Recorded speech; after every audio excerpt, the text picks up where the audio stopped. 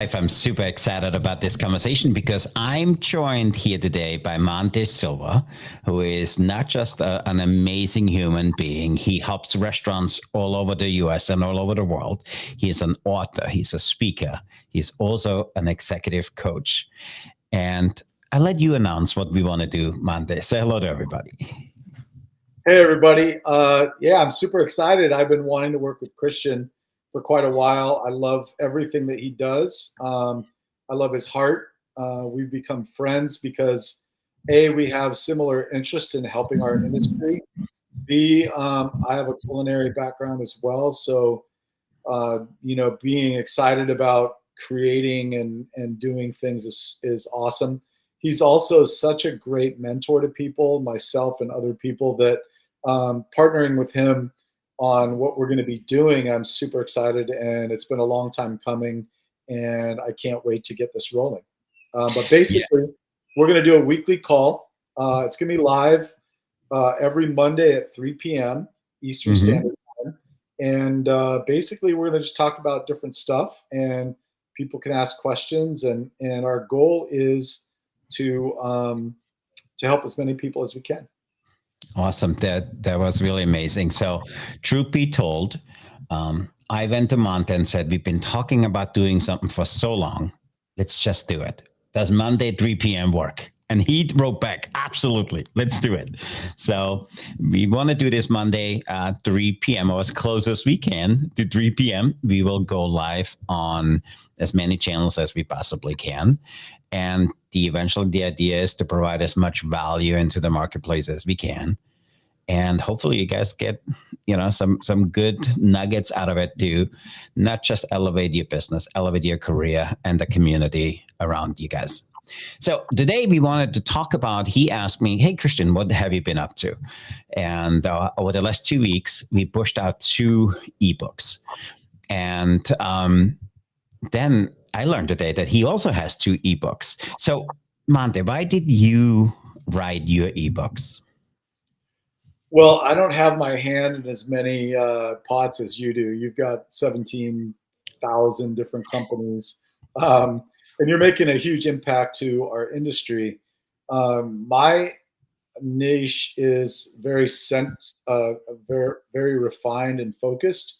My coaching company, I work one-on-one with restaurant owners that own anywhere from 1 to 5 restaurants to do a Mhm. minimum of 1 million in sales per location. And I help them learn to work on their best business instead of in it. And we perfect their current operations so that it's scalable. And then we look for opportunities to scale through either self-financing, bank financing, franchising, different models Mhm. like that, but really focused on the operation and getting it as tight as possible. But because I only work with a handful of clients, I started looking for how can I give more than what I'm doing for these 6 or 7 clients to as many people as possible. Mhm. So I wrote a couple ebooks. One is already on my website. The other one's coming out shortly.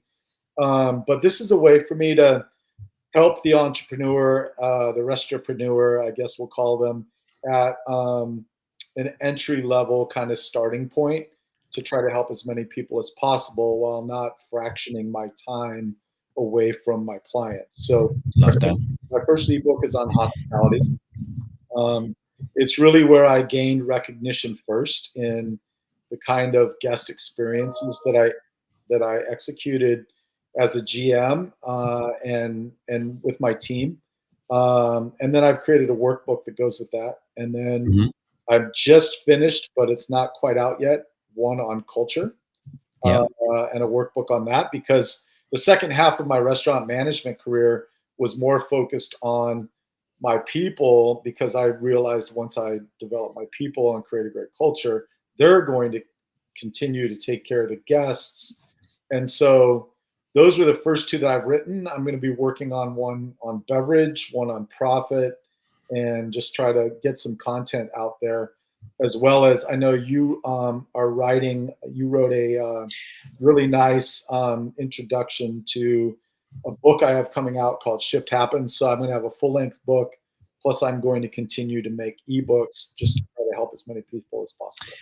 Yeah, I love that. And for us, our ebook came. So, I published 34 books, in my career so far. I did 14 with a traditional publishing company. And then I thought there was a better way. So for me, I published or self-published my other ones. And we have now a published company where we help, anybody in the hospitality industry to write about anything they're passionate about. Within 8 weeks or less, we can help you get a book out in the marketplace.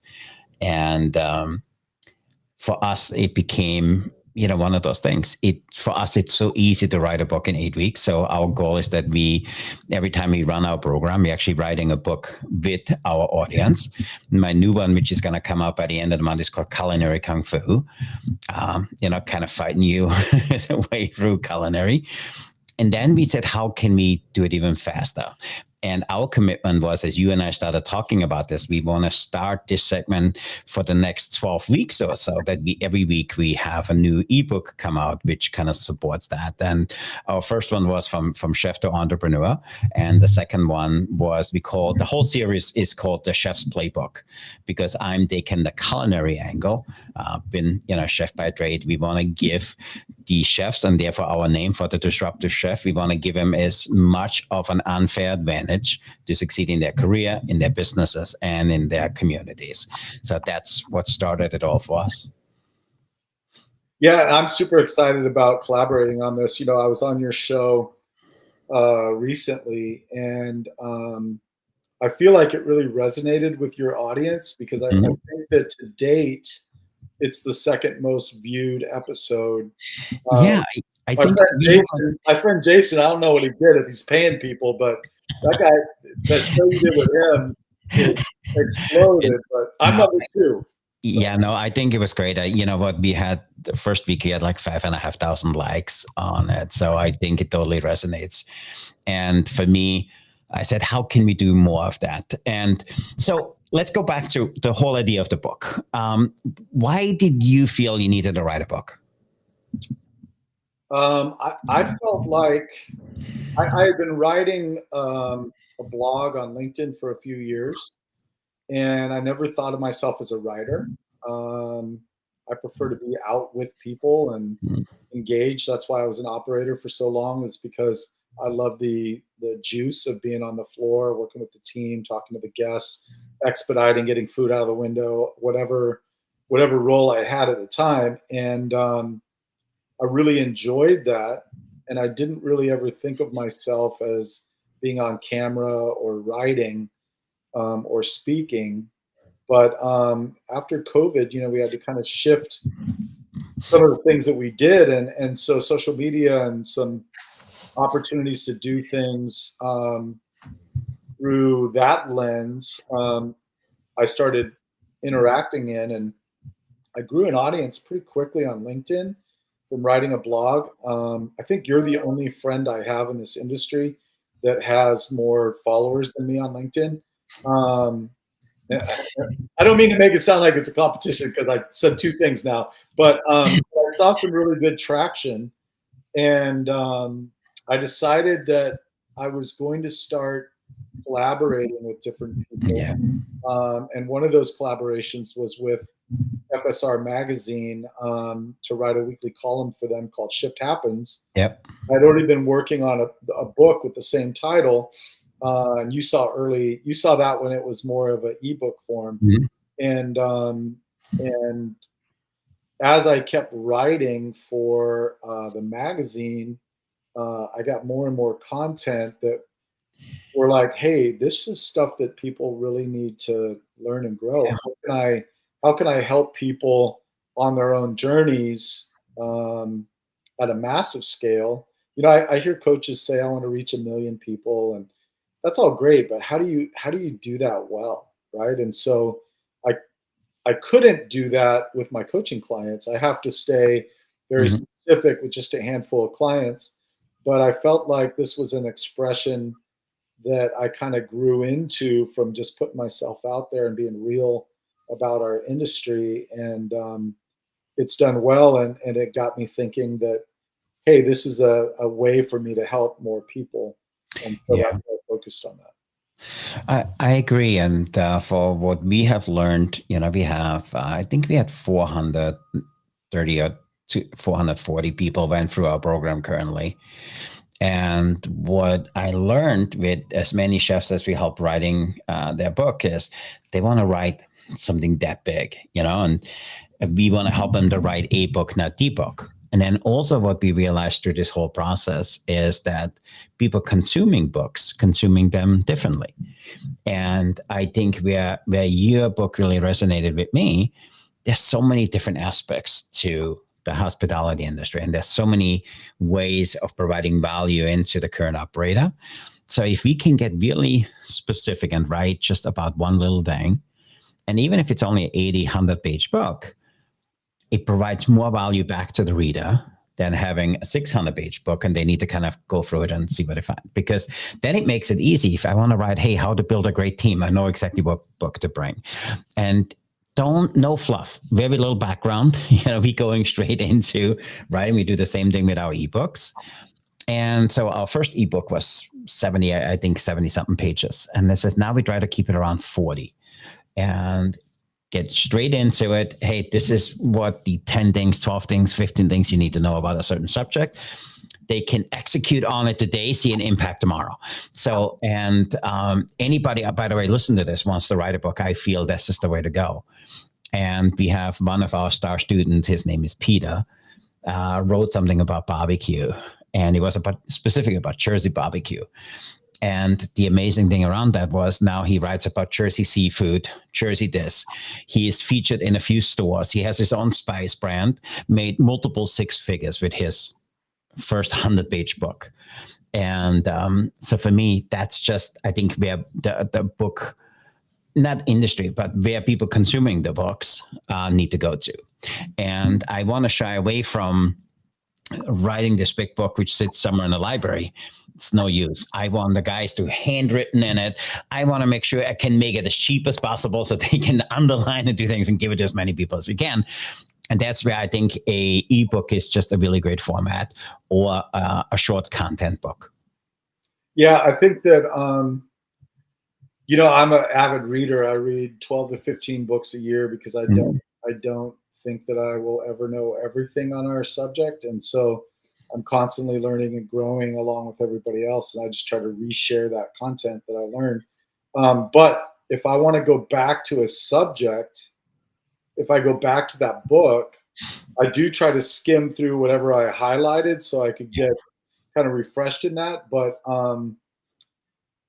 reading through the whole book again isn't going to happen. So having a 40 to 70 page ebook allows the reader to dig in. They can get it done within an hour. And then why I created these workbooks to go along with it is because knowledge is not power. Knowledge implemented is power. And some people get stuck in that analysis paralysis where they're like, okay, I got the knowledge, now where do I begin? And they don't even know where to start. So having a companion workbook to kind of help you implement what you're learning, I think it's a good way for me to learn, and I'm trying to share that as well. Yeah, by the way, I love that knowledge is not power, implementing knowledge is power. And then for me, where the whole book idea really came from, I struggled in my career for so long, and I read all the right books. At least I thought I read all the right books. I listened to the right people. I tried to do the right things, but I never was 100% in. And then I hired my first mentor. And that's why I'm so proud that you, the coaching you do, because for me, made the single largest impact. Because my very first guy was very tough on me. And he said to me, there's 3 rules I have. First rule is really simple. No bullshit, no ego, no lie. I don't want to be bullshitted. I don't want to be lied to. And I certainly don't want to deal with an ego. You up with that? I'm good with that. Number 2, we keep the meeting short. We keep it to a half hour. And I don't want to follow up with you. I want you to come to me and say, hey, I tried this, it didn't work. And then we kind of work through it. I left that meeting. I was like, I'm not sure if I'm ready to have a mentor, because of all of that thing, But the first time I called him, I says, this is what I'm stuck in. And I think that's why I think anybody should have a coach. And he said, okay, it's really simple. The way we work together is that I will see the things you don't see in yourself. I said, what the hell does that even mean? And he says, and he kind of said, if I'm you and what you currently do, I think I would try it like that. And it worked. I was like, how the hell did he know that? And he said, because I was you 25 years ago. And and then even today, we still have a very good relationship, and we that close in cutting a business deal together, because he just raised $400 million to buy a really amazing company. And I can't share yet what it is, but he's been behind the scenes working on it. He has already 8% market share worldwide. Wow. It's going to be an amazing thing, and it's a hobby for him.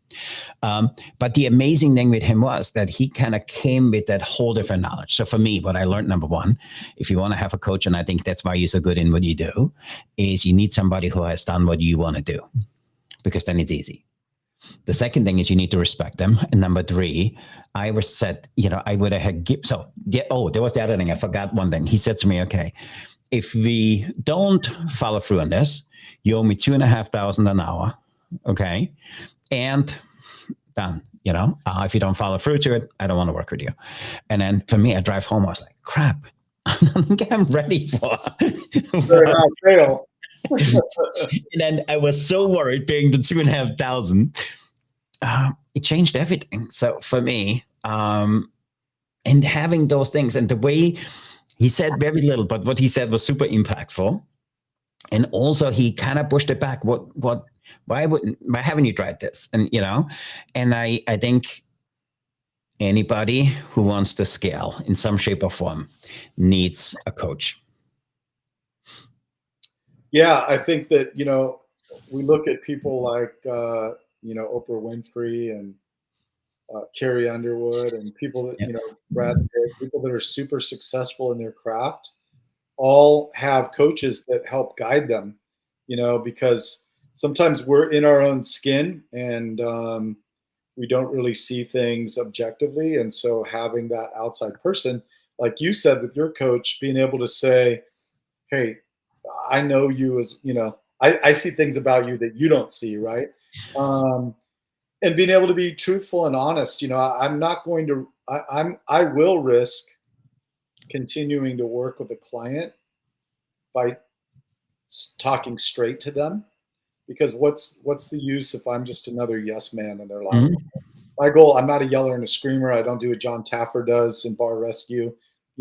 I'm someone that comes alongside of you, encouraging you. I'm like the personal trainer. I don't just give you the menu and the workout plan.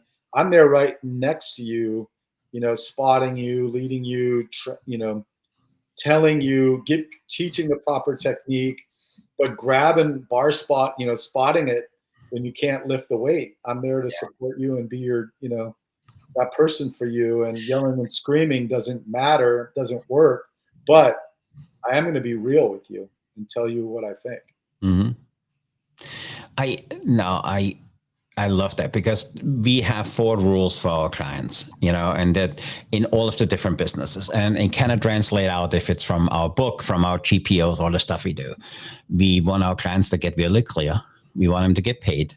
We want them to get known. And then we want them to, be out there, not just be, industry experts. So for us is, those are the 4 things we do with all of them, because if you don't see the financial reward early on, people usually give up. And for me, I found that the financial aspect is a good motivator for people to keep going. How is it on your side of the industry? Right. And so for me, those are the few things. And so I know we want to keep this to about a half hour, this conversation. I want to take the last 10 minutes and talk a little bit about what are your number 3 challenges you see with your clients? Doing as much coaching as you do, being out at as many industry events as you do. certain things you kind of see, they kind of bubble up all the time. What are the three things which bubble up all the time for you? Let's start. What is your number three? And then I give you mine and let's go back and forth. Right. So one of the biggest problems, I think, is we have this certain mindset of how we're supposed to run a restaurant. We've for 50, 60 years, we ran restaurants the same way. And it was a flawed system, right? It didn't work. Margins were super low. There was a lot of burnout. There was a lot of people leaving our industry. There was divorce, drug abuse, all kinds of things that affected us. And that was before COVID, Then COVID came along and brought a whole new set of problems, kind of spotlighting that these things didn't work before. We have a new work. We have a new labor. The people that are out there working now are a cross combination of post-COVID, millennials, different things like that. And, people can badmouth millennials, but I'll say this about them. They're not going to put up with the shit that we put up with, the 70 I hours, think they're really clear what they want. 70 hours a week, the this, the that. And so I think that shifting our mindset from the things that never worked and figuring out what works is a challenge for a lot of people. And that's what I work with my clients, and that's what Shift Happens is about. So I love it. So if you give, so number three is mindset. So for me, my number three, if I go down, I think there's a misperception. People feel like if I build it, they will come. And I think that works in the movies, not really in the restaurant industry so much. So for me, I think that's what we're working on with them a lot. It not just you need to be known for something. And I don't really care if it's mac and cheese. If you make the best mac and cheese, people will drive for an amazing mac and cheese. Or if you do a burger, it needs to reflect you. So just thinking because I build it, it will come. Not necessarily, it doesn't work all the time. So how about you? So mindset was number three. What is number two for you? Number two for me is understanding that if you focus more on your own people than the guest, it used to be, it was, the guest, and you were also answering to the corporate office or investors or whoever. And then your own people kind of came next, right? And then yourself last. And so shifting that model, and I was very successful running restaurants early in my career if I was in the building. But once I focused on my people as the priority, then all of a sudden I didn't have to be in the building all the time so prioritizing your people over your guests would be number two for me. Yeah, I love that. I love that because that reminds me, I work for a really amazing chef in France. And I said, the guy never works. He's always out there talking to people. He's always on TV. I never see him in the restaurant, and then he said to me one day, he says, how you know your restaurant is good? If the guest coming in, he does not know if you're in the kitchen or not, then your restaurant is good. And I love that. Goes exactly what you just said. For me, I think my number two is, I don't want to go against culinary schools or mindset, but for what we work a lot on with chefs is just because you make an amazing meal, you run an amazing business, doesn't make your restaurant do it. And I honestly believe that's why 9 out of 10 restaurants fail, because it's not because they have not great food, because they never took the time to learn what goes with it. And that's, for me, my number two, I guess, what we get a lot of. We just worked with a restaurant group, two restaurants, and they're right next to each other. But my chef is with me forever. We used to have a dining room. His food is amazing, Yeah, for sure. It's not enough. So what is your biggest one? The disconnect that happens in culture to management. So we've got a culture that the corporate office or the owner writes, and we're instructed as managers to implement that to our teams, but rarely does that culture start with how the corporate office or the I love owner that. treats the management. And you can't drive culture unless you drive it from the top down. And the employees are going to see the bullshit Yeah. of the mission statement if they see their management team being mistreated by upper management, because they're going to be like, well, they're not doing what they're telling us to do, right? And then what happens is, what hourly wants to be put in that position? Who wants to get promoted and be in a management position where culture doesn't apply to you? And so Yep. I think that the misstep is thinking that we can go from we can circumvent the managers on the culture cycle, but still hold them accountable to implementing it. Love that. I love that.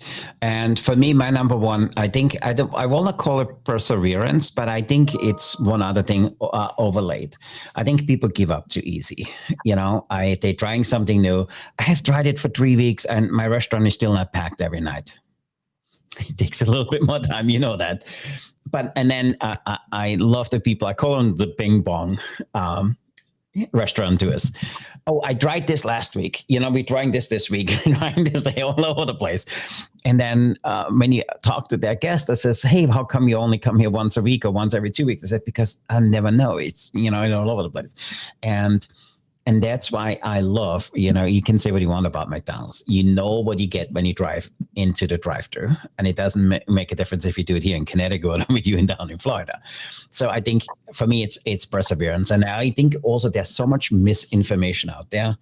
And, I think it was Jim Rohn who said, you need to stay guard on the door of your mind because be careful who you listen to. And that, if you hang out with 5 people which are negative, there's a very good chance you become number 6. And if you hang out with 5 people which don't want to make an impact, there's a very good chance it doesn't make how hard you work, you will never make an impact. And so that's why I work with you, Christian. So be careful who you hang out with. I'm surrounding myself with eagles, man. I want to fly like you do. And so for me, and I think that kind of goes back to where we started, because if I look all back, is I didn't want to do my first mentor. It was my business partner. It said, we need somebody else to give us a different look on what we do. Best decision we ever made. And for me, I wish that they would teach you at culinary school. Hey, get yourself a mentor when you're ready to do this. Because not only is my guy, like I said, we've been friends for almost 30 years now. And, he retired running a multi-billion-dollar company worldwide. And when I sit down with him, it's amazing, sitting in his office. First of all, this guy did some amazing stuff. And then he says, Christian, I think you're that close. I think you're that close. We just need to do this. And a little pivot makes just a huge impact. So I think we all need somebody who sees in us what we don't see in ourselves. And I think we all need a Monte Silva. Because for me, and let me brag a little bit on you for the people which don't know you. You and I met on Clubhouse. We never met in person, but I consider you a very dear industry friend. But every time you spoke, for me, it kind of resonated with me. It says, this guy makes it sound so fucking simple, And it is, why? Because you lived it. It's not something people read about it and become life coaches. I have a young lady up the street. She's 22 and she's a life coach. I'm not sure if that's the way it works. But every time you spoke, I knew you spoke from experience. And it hit me because I lived that too. The second thing was you have a really good way about how you communicate with people. There's no ego here. And I think that's, and for me, the third thing is you just always see the best in people. And there's not a lot of people which have somebody in their corner which says, do not worry about it. I got you. We're going to get through that. And I think we all need that as well. So for me, that's why I love partnering with you and start this new thing over the next few weeks. Mondays at 3 p.m. Please set your timers. And if you haven't done so, please let me bring it up. It's called the disruptivechef.club. It's our private group. I would like you to sign up because we will send you a notification every time we get live and the subjects we talk about. It's also a great way for any of the listeners to give us feedback, saying, Christian, you don't sound like you're from Connecticut. Then I'll let you guess, where my accent comes from. But, we want to make this not just a show about me and Monte. We want to provide as much value as we can back to the industry and share the things, because I also looked up between you and I, we have almost 80 years of culinary or hospitality experience. So hopefully, if anybody is new in this industry or is struggling with something, reach out to us, because we probably know somebody, something, or somehow how to get you there. Well, yeah, thank you for those kind words. I think for successful people, and you said this earlier, I think that we have to remember that we don't know everything. I am enamored with the things that you do, and have a tremendous amount of respect for the impact you're making on the community, and so I think that the way I stay humble is by being around other successful people like yourself, and staying teachable. I think that the reason why my clients are successful is because they're teachable. They don't think they know everything. I don't think I know everything. And so a lot of our conversation is collaborative, and we come up with, I don't live in their restaurant every day. I don't know what, the exact things that they deal with. I know I have a good scope of work that I've done that helps me kind of navigate that, but yeah, being able to collaborate with somebody, understanding that neither one of us know everything, but and none of us are as smart as all of us. I think that this is going to be a great show because it's going to take the things that that I can learn from, and the rest of the leaders, people watching can learn from. And it's going to take some things that I know that I've, most of the things I know is because I screwed it up so badly. I had to figure out a way to do it right. Or I looked for a model of who was doing it right and then tried to emulate it, So thank God I never screwed up. So it yeah. never happened to me. So I'm hoping that this show, you're going to see some genuineness from us as we face challenges and how we overcame them. And this writing a book thing is new to me, and I'm definitely, my wife is an ex-school teacher, and she's like ripping it to shreds, going, this sentence structure isn't right, and I'm definitely not great at it, but I also understand if I don't, it's more about the information I'm putting it out, that the period, the commas in the right spot. So yeah. So full transparency, how I write my my ebooks. My daughter dances 5 days a week, and the dance school is a half hour from where I live. And her dance is usually 3.5, 4 hours. So it's too long to stay and too short to do anything else. So I come back here to the office, and when I drive, I speak into Ada, the note taker. And then I extract it out. I put it into Grammarly, because my English sucks too. And then, I put it into Grammarly, and then I read it over. That makes sense. Chapter 1 done. And so I realized, be driving her back and forth, I spend 10 hours a day in the car. And I was like, can I write a 10-page, 15, 20-page ebook while I do this? So book number 2 done. Simple. Speak into Ada, bring it into thing, transferred over. It's not always perfect, but it's, if you haven't, let me get out of this. Oh, my little slogan, it's progress over perfection. And people are still going to get a lot of value out of it. Yeah, I'm excited. I'm excited to learn from you each week, and to share what we know collectively to help as many people as possible. And I'm hoping that people, want to build themselves, because really the law of the lid that John Maxwell talks about is your organization is only going to go as far as you do as the leader. And so I'm hoping that people will tune in and become better at their craft so that they can lead their your organization to higher levels of. I agree, because now when I look back in my career, it's such a great thing you just said about Maxwell, because every time I got stuck, it was because it was me. Every time something didn't work, because I was the problem, for me. It's very true. So with that, I want to say thanks for being here today. If you found value in this and you're excited for us to go live every Monday, we're starting March 25th. 3 p.m. Eastern time. So we're going to come live. And if we have the opportunity, we figure it out how it works. Maybe we can even bring guests in. But let us know in the comments below what you would like to hear about and how we can provide some value back and how we can be of service. But we doing this not for any other reason than we want to see people grow. Because for me, as I'm getting older and the reason we started all of this is, for me, I get a lot of enjoyment out to see people making multiple six figures with a book, or scaling a restaurant, or scaling their career, or making an impact in a community. And Monte and I doing this because not we learned or read about it, because we lived it. And hopefully we can make that impact for anybody else. Any closing words for you today?